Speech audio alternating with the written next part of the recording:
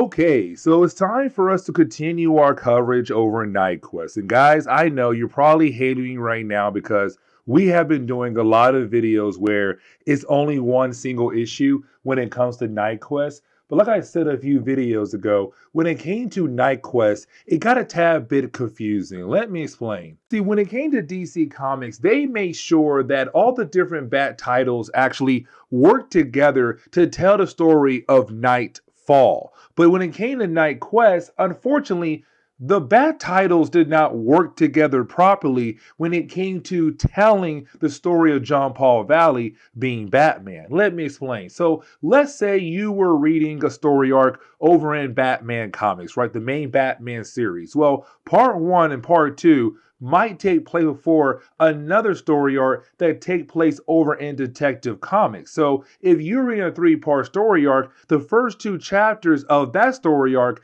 may take place before a different story arc happening over in Detective Comics, or possibly Shadow the Bat, and the list goes on. And so sometimes it got a tad bit confusing of what happened first or what happened next when it came to all the different Bat titles coming out at once. You had Batman, Detective Comics, Shadow the Bat, Tales of the Dark Knight, and the list goes on. You also had Robin, Catwoman, like guys, it was a lot. And so it got a tad bit confusing. Anyways though, today's video, we're going to continue our coverage over Knightquest. And we do pick up with Shadow of the Bat, issue number 25. Now, this should be our last one issue video, because after that we begin to jump back into more 2-part, 3-part story arcs when it comes to Knightquest. Now, this is more Batman battling against a character we have not really talked about before. You see, today we're going to talk about the character known as the Corrosive Man. Now, the Corrosive Man actually first appeared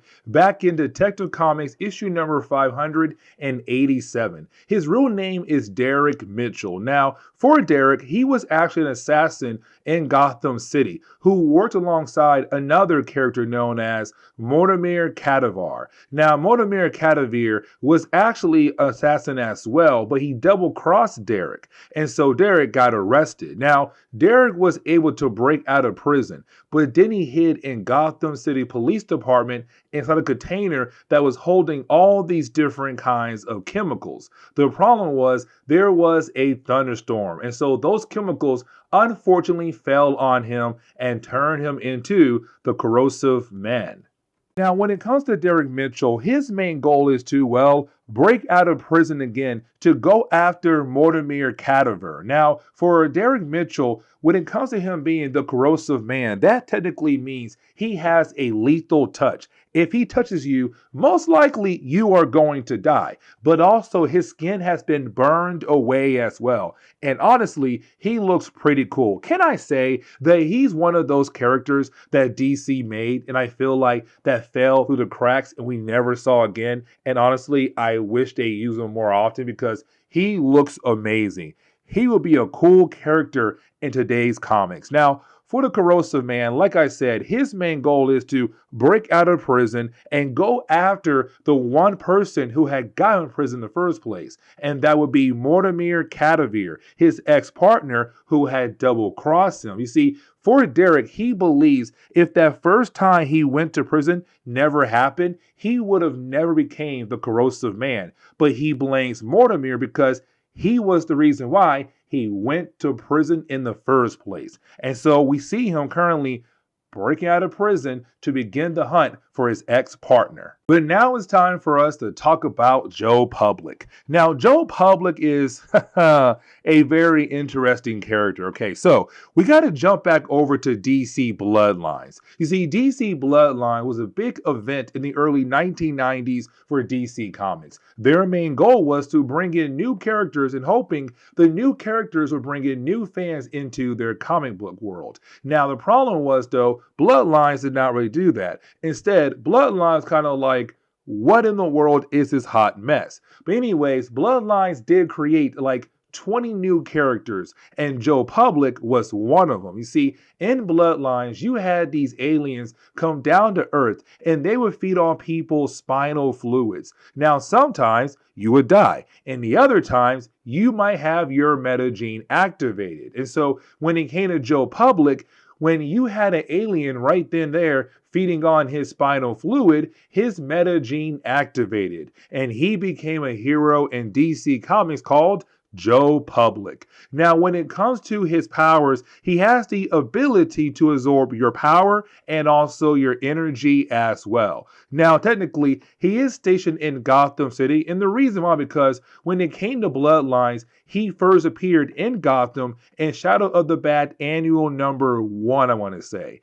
Either way, he's here right now because he's trying to be a hero in Gotham City. And so we are able to see Joe trying to be a hero and trying to save a young kid from getting beat up by some thugs in the middle of the alley. Now, once you have Joe being able to stop the thugs, you didn't have John Paul Valley being Batman jump in and help Joe take out the last thug. Now, for Batman, at first, he was kind of impressed in the idea of Joe Public trying to be a hero. But then he realized that Joe does not have the skills to recognize some issues going on in that fight. For example, the kid he was trying to save is also a drug runner for a different gang. Now, you have John Paul Valley tell Joe, listen, I'm going to tell you right now, don't be a hero. Matter of fact, go ahead and go home right now and stop trying to be a hero in Gotham City. Now, while you have John Paul Valley trying to tell Joe Public that, you didn't have Batman hear over the radio that the Corrosive Man had broken out of prison. And so for Batman, his main focus now is to stop the Corrosive Man.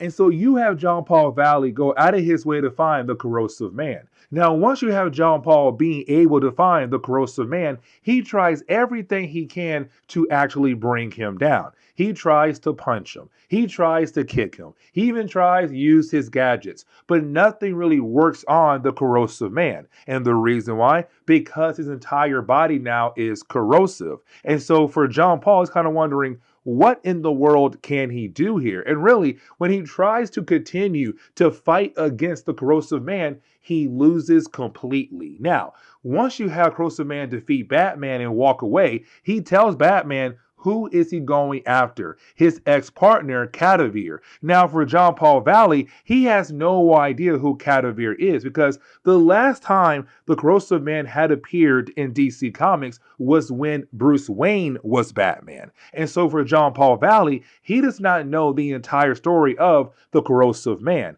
And so you have Joe say, hey, Batman, I'm telling you right now, the guy he's going after is his ex-partner who is currently at a hospital right now because he's dying from brain cancer. But either way, for Batman, it's kind of like, okay, now I know who he's going after. I still got to find a way to actually stop him.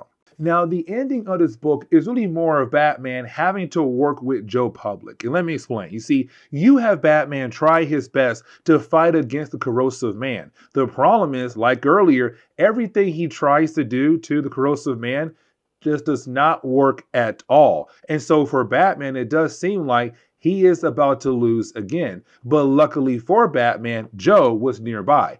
And let's not forget that Joe has the ability to absorb people's powers and energy. And so you have Joe use his powers on the Corrosive Man to turn him back into a normal person, to allow John Paul Valley to knock him out with one single punch. And then you have John Paul put sand on top of him just in case he turns back into the Corrosive Man. And that sand should be able to kind of keep him in place, but also make sure he cannot hurt anyone else at all. Now, you also have Batman once again tell Joe Public, like, hey, man, listen, you should not be a hero at all. And I feel like this is Alan Grant saying this. And the reason why, because like I said earlier, Bloodlines was not really a good event for DC Comics. They did create a bunch of new characters, but most of those new characters did not really appear again in DC Comics after that event. And if they did, it was like 4 or 5 more times,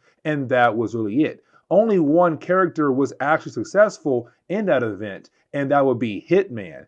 But for Joe Public, he was not really a successful character. And so it's kind of like Alan Grant saying, hey, DC, I made this character. Even I realized that this character kind of sucks. And matter of fact, is now Batman saying, hey, you suck. You should not be a hero at all. Even though Joe Public had just saved Batman's life. But the book kind of ends on that note right there. And you also have John Paul tell us like, hey, his mission is not done. He has to make sure that Gotham is actually saved. But this is where we are going to end today's comic book video. So please leave me a like down below and subscribe. But guys, see y'all next time. Later.